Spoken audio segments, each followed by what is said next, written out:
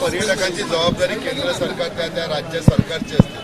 आज निष्पाप बळी गेलेले आहेत, जवळजवळ 28 का 30 वाढतच जातील संख्या। याला जबाबदार कोण? आज मोदी साहेबांचा दौरा होता एक 8 दिवसापूर्वी, त्यावेळी त्यांनी तो रद्द केला। म्हणजे त्यांना कुठेतरी पूर्वकल्पना होती इथे बॅड हल्ला होणार किंवा अतिरेकी हल्ला होणार आहे, दहशतवादी हल्ला होणार आहे, म्हणून तो मोदींजींचा दौरा त्यांनी कॅन्सल केला। परंतु त्यानंतर त्यांनी तिथे अलर्ट जारी करायला पाहिजे होता किंवा त्याच्यावरती काहीतरी उपाययोजना केल्या पाहिजे। यांची आयबी कुठे गेली? आज म्हणतात आहे ना आम्ही एवढा प्रगती केली, काय केली? आज हिंदूंना त्यांनी कपडे काढून हिंदू आहेत की मुस्लिम आहे बघून मारलेलं आहे, तोपर्यंत तिकडची पोलीस कुठे गेली आहे? त्यावेळी काश्मीरमध्ये म्हणतात आम्ही तर अजून गेलो नाही की 10 मिनिटावरती पोलिसांची व्हॅन असते किंवा बंदोबस्त असतो, त्यावेळी ही एवढं कारस्थान होईपर्यंत तिकडचे पोलीस गेले कुठे?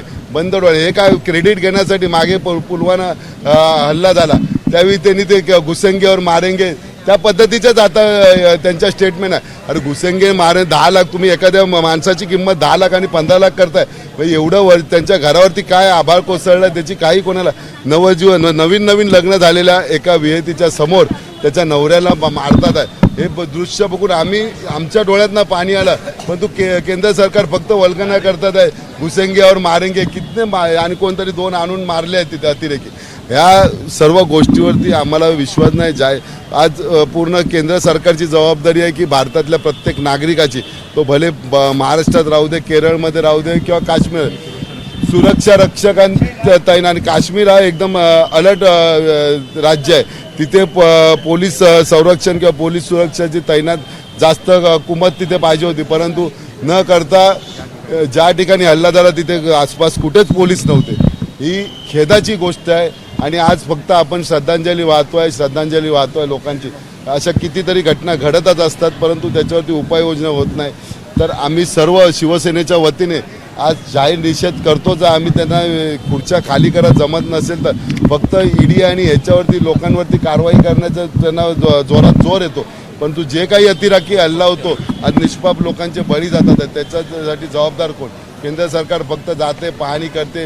हीच जर पाहणी 8-10 दिवस अगोदर केली असते, ज्या दिवशी मोदीजींचा दौरा कॅन्सल केला त्या दिवशी केला असता तर ही घटना घडली नसती असं आम्हाला वाटतं। अमित शहांचा राजीनामा तुम्ही मागताय मोर्चामध्ये, तर कसं का?